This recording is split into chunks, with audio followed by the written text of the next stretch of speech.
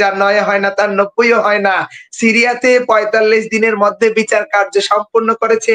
আজকে ১ বছরে না করেছে একটা বিচারের আনুষ্ঠানিক বিচারের শুরু হয়েছে, না আপনার একটা মামলার চার্জশিট হয়েছে।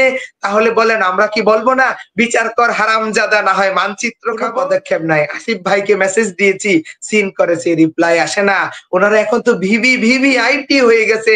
আমাদের রক্তের উপর দিয়ে ওনারা গিয়ে এখন ভোগ বিলাসিতা, হাজার কোটি টাকা লুটপাট হচ্ছে। আপনারা পত্র পত্রিকায় দেখছে খোদাবক্সের নির্দেশে। খোদাবক্স এই পুলিশগুলোকে নিয়ন্ত্রণ করে খোদাবক্স। ডিসি টু সেক্রেটারিয়েট, ওখানে কিছু হলেই খোদাবক্সকে ফোন দেয়। তখন খোদাবক্স সরাসরি নির্দেশ দিয়েছে আমাদের উপরে অতর্কিতভাবে হামলা করার জন্য। যদি না হয় এই পুলিশ সাহস পায় কিভাবে? এই পুলিশ আমাদের স্বজনদের বুকে কিভাবে গুলি চালিয়েছে আপনি দেখেছেন। এই পুলিশদেরকে লাই দিয়ে রেখেছে খোদাবক্স। সে এক্স আইজিপি ছিল, সাবেক আইজিপি ছিল, তাকে ওখানে বসানোই হয়েছে কিভাবে সমগ্র প্রশাসনকে মুক্তি দেয়া যায়, কিভাবে তালবাহানা করে কারচুপি করে পুলিশদেরকে বের করে নিয়ে যায়। আমি বলবো যারা জড়িত ছিল হত্যাকাণ্ডের সাথে তারা তো পুলিশ হতে পারে না। এরা তো হত্যাকারী, এরা তো খুনি। ভালো পুলিশ আছে? আমরা সমগ্র প্রশাসনের বিপক্ষে না রে বাবা। আমরা ফ্রম দা বিগিনিং থেকে বলতেছি যে যারা এই হত্যাকাণ্ডের সাথে জড়িত খুনি, তারা পুলিশ না, তারা খুনি, তারা পুলিশ না, তাদেরকে আইনের আওতায় আনতে বলতেছি। এবং সেই ফ্রম দা বিগিনিং থেকে যখন আমি স্বরাষ্ট্র মন্ত্রণালয়ে, আমি আর হাসান আকেল আর আহনাফের আম্মা বারবার বলতেছি যে যারা হত্যাকাণ্ডের সাথে জড়িত সুস্পষ্ট সেই খুনিদেরকে গ্রেফতারের জন্য যখন খোদাবক্স আমাদেরকে মানাইতে পারতেছে না, তখন আমাদের ৩ জনের দিকে আঙ্গুল তুলে উনি বলতেছে you are a great politician. আমরা কি ওনার কাছে খেতাবের জন্য গিয়েছি, না কাঁদতে গিয়েছি, না ফাঁসির দাবির জন্য গিয়েছি? কাঁদতে গিয়েছি নাকি বিচারের জন্য গিয়েছি? ওনাদের কাছে কি উপাধির জন্য গিয়েছি নাকি বিচারের জন্য গিয়েছি? আজকে বলেন শহীদ পরিবারের উপরে যে এই যে পুলিশ, একজন শহীদ মায়ের পেটে লাথি মেরেছে, এই পুলিশ কি কোনো মায়ের গর্ভ থেকে বের হয়নি? আমি মনে করব এই মায়ের এক সন্তান দেশের জন্য জীবন দিয়েছে। আজকে অনেকেই আইসা বলে আপনার সন্তান চলে গেছে, আপনার হাজারো সন্তান আছে।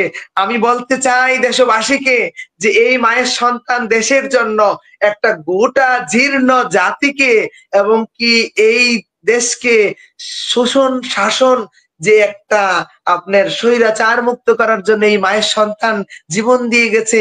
আজকে এই মায়ের প্রতিবাদের জন্য সেই মায়ের দামাল সন্তানরা কোথায়? যে মায়ের পেটে লাথি মেরেছে, যে বাবার বুকে পাঁচ মেরেছে, যে স্ত্রীদের গায়ে হাত তুলেছে, এক স্ত্রী বোনের অপ্রীতিকর জায়গায় হাত দিয়েছে। তাহলে আমি আপনাদের মাধ্যমে দেশবাসীকে আহ্বান করব, আপনারা জেগে উঠুন, আপনারা এই শহীদ পরিবারের পাশে দাঁড়ান।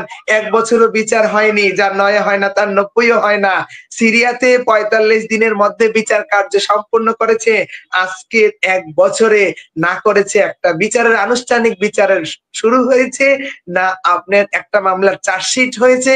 তাহলে বলেন আমরা কি বলবো না বিচার কর হারামজাদা, না হয় মানচিত্র খাবো? আপনাদেরকে সেদিন কি বললো শেষ পর্যন্ত? মানে এটাই খেতাব দিল যে আপনারা গ্রেট পলিটিশিয়ান।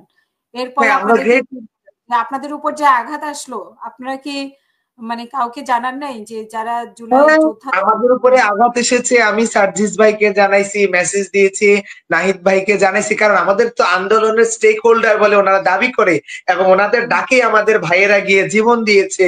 কারণ তাদেরকে জানানো আমাদের জন্য ফরজ। আমি নাহিদ ভাইকে মেসেজ দিয়েছি, অসংখ্য ফোন দিয়েছি। উনি মেসেজটা, এখন ওনারা তো অনেক বড় নেতা হয়ে গেছে, আমাদের স্বজনদের রক্তের উপর দিয়ে গিয়ে তারা এখন দল গঠন করেছে, তারা রাষ্ট্রযন্ত্রকে ব্যবহার করতেছে।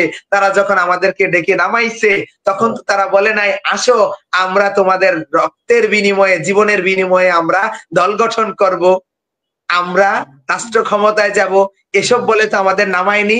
আমরা নেমেছিলাম একটা বৈষম্যের জন্য, সমগ্র জাতিকে মুক্ত করার জন্য নেমেছিলাম। আমরা সর্বোচ্চ বলিদান দিয়েছি, সুপ্রিম স্যাক্রিফাইস করেছি। আর এর থেকে কি করতে পারে? আজকে সেই শহীদ পরিবারের উপরে হাত দিয়েছে, শহীদ পরিবারকে লাঞ্ছিত করেছে, শহীদ পরিবারকে অপমান করেছে, শহীদ পরিবারকে অপদস্থ করেছে। তারা নিজ নিজ জায়গা থেকে বিবৃতি দেয়নি। সার্জিস ভাই আমাকে বেশ কয়েকবার বলেছে যে আপনি বলেন আমি বিবৃতি দিব। আমি বলছি জি ভাই আপনি বিবৃতি দেন, কিন্তু এই পর্যন্ত উনি একটা বিবৃতি স্ট্যাটাস দেয়নি। আমি সার্জিস ভাই, নাহিদ ভাই, আসিফ ভাই, আইন উপদেষ্টা, স্বরাষ্ট্র সহকারী উপদেষ্টা খোদাবক্সকে সহ ফোন দিয়েছি যে বলার জন্য যে আজকে শহীদ পরিবারের উপর যে অতর্কিত ভাবে আপনারা রাষ্ট্রযন্ত্রকে ব্যবহার করতেছেন এটা ঠিক না, এটার জন্য আপনারা আইনানুগ ব্যবস্থা নেন সেই পুলিশের উপরে। উনারা আমাদের মেসেজেই তো নাহিদ ভাই সিন করেনি, আমি ওনার এপিএস যিনি ছিল মন্তাসির ভাই ওনাকেও জানাইছি, কোনো পদক্ষেপ নাই। আসিফ ভাইকে মেসেজ দিয়েছি, সিন করেছে, রিপ্লাই আসে না। ওনারা এখন তো ভিভিআইপি হয়ে গেছে, আমাদের রক্তের উপর দিয়ে ওনারা গিয়ে এখন ভোগ বিলাসিতা, হাজার কোটি টাকা লুটপাট হচ্ছে, আপনারা পত্র পত্রিকায় দেখতেছেন। আর এখন হচ্ছে শহীদ পরিবার রাস্তায় বিচারের জন্য। আমার প্রশ্ন জাতির কাছে যে আমরা বিচারের জন্য রাস্তায় নামতে হবে কেন? বিচারের জন্য আমাদের প্রেস কনফারেন্স করতে হবে কেন? বিচারের জন্য আমাদের আন্দোলন করতে হবে কেন? যেমন ছাত্র নং অধ্যায় নং তপ বেদের ভাষা ছিল, এই সরকারের কি দরকার ছিল না সর্বফার্স্ট প্রায়োরিটি যে বিচার? আমরা তো সরকারের কাছে চাই না যে আমাদের কোটি কোটি টাকা দাও, আমাদেরকে উপদেষ্টা বানাও, আমাদেরকে ভোগ বিলাসিতা দাও, আমরা তো কিছুই চাই না, আমরা শুধু বিচার চাই। এটাও কি আমরা জাতির কাছে চাইতে পারি না, সরকারের কাছে চাইতে পারি না? কারণ এই সরকারটা গতানুগতিতে এজ ইউজুয়াল নিয়মে রাজতন্ত্র হিসেবে তারা ক্ষমতায় আসেনি, তারা এসেছে আমার ভাইয়ের মতো ১৫০০ মায়ের সন্তানের ৩০,০০০ ভাইয়ের অঙ্গের বিনিময়ে, রক্তের বিনিময়ে, রক্তের সাগর পেরিয়ে ক্ষমতার মসনদে গিয়ে বসেছে। তাদেরকে ভোগ বিলাসিতা করতে পাঠানো হয়নি, তাদেরকে রাষ্ট্র সংস্কারের জন্য পাঠানো হয়েছে। তারা মৌলিক সংস্কারটুকু করেনি। আপনাকে যদি বলি ১ বছরের সংস্কারের নামে কি হয়েছে, ১ বছরের সংস্কারের নামে আমরা দেখেছি ডক্টর ইউনূস স্যারের শতাধিক মামলা গায়েব হয়ে যাওয়া।